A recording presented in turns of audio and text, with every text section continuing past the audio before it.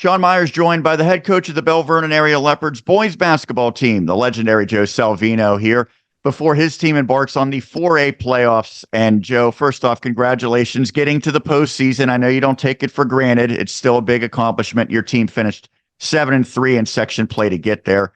When you think back to this season, what stands out about your team's performance and what do you like most about this version?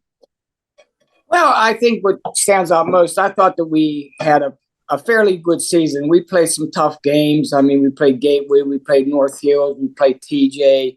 I mean, and we competed against all those people.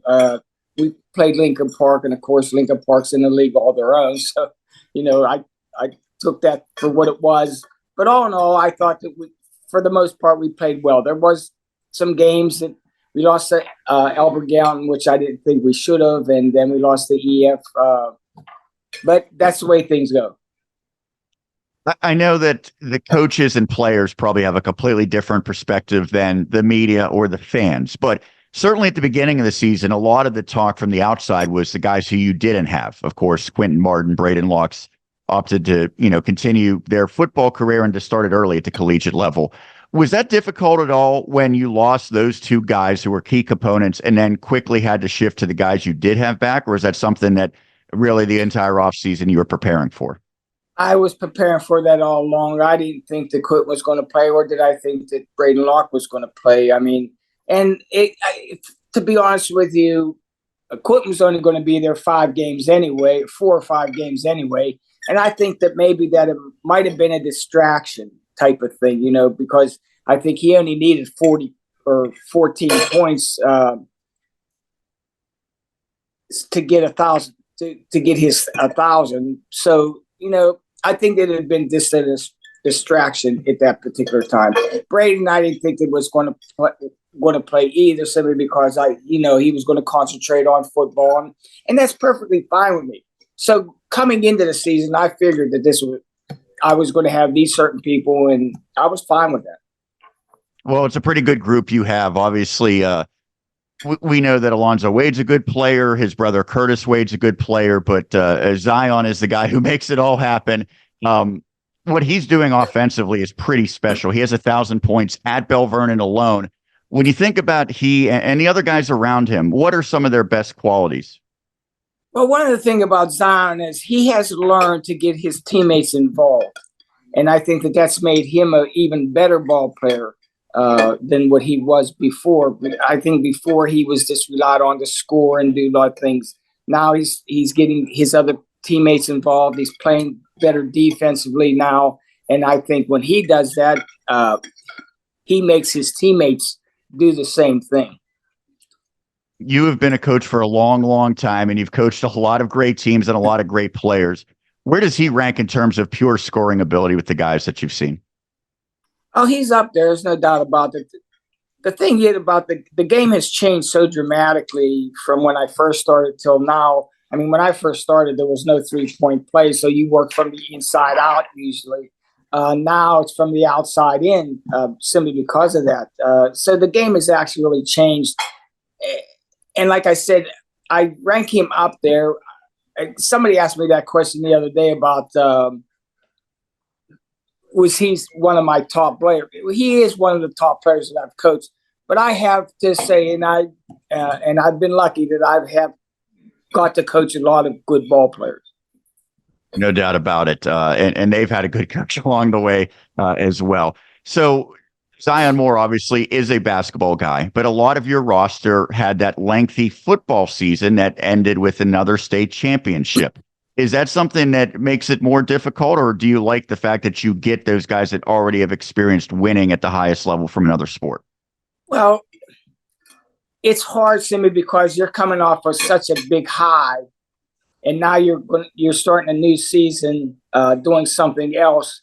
So it takes time for those kids to develop into actually basketball, not just shape, but mentally. So, it does take time. And I think that I was a little bit more patient this year than I was last year when we got into the season. I tried to slow things down for them in the very beginning so they could adapt to basketball.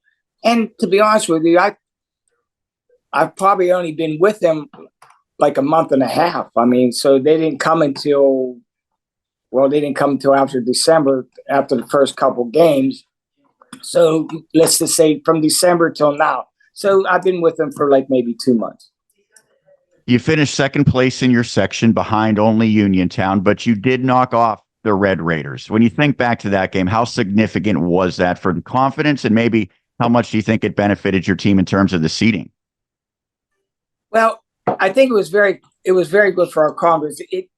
It showed the players that what we can do if we work hard enough and do certain things, our defense and our offense, if we do those things that we're capable of doing, it showed that it was a big confidence builder.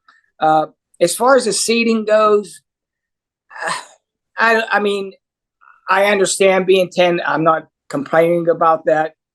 My thing is the loss to Alberta and the loss to EF. Not saying that EF's a bad team or Alberta a bad team. I'm just saying those are games that we should have won.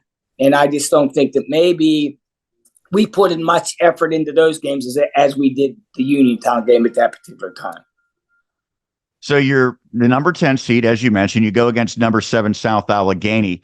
Now, I know the committee tries to avoid rematches, but you played South Allegheny to open the season. Obviously, it was a non-section game. How much can you take from that first meeting that came down to the wire, but ultimately went in the Gladiators' favor? Well, not so much. I mean, I watched that film, and then I've also watched South Allegheny against Uniontown and against other teams, and they've come a long way, just as we have. So, you take it as with a grain of salt and knowing that was their first game, just like it was ours. So, we'll go from there. Of course, I didn't have some of that. Again, I didn't have those football players, but that's right now is not relevant to what's going to have to go on Friday. What is the biggest key to have success? Well, I think our defense is a big key for us. Offensive rebound is another big key for us. And the majority of the losses that we did lose, our offensive rebound just wasn't there, and our defense wasn't productive enough to get transition points.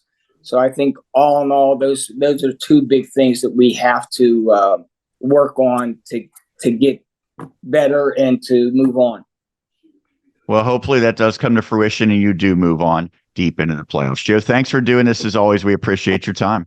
No, thank you. I appreciate all things you do and as you do. So I appreciate that. Believe me.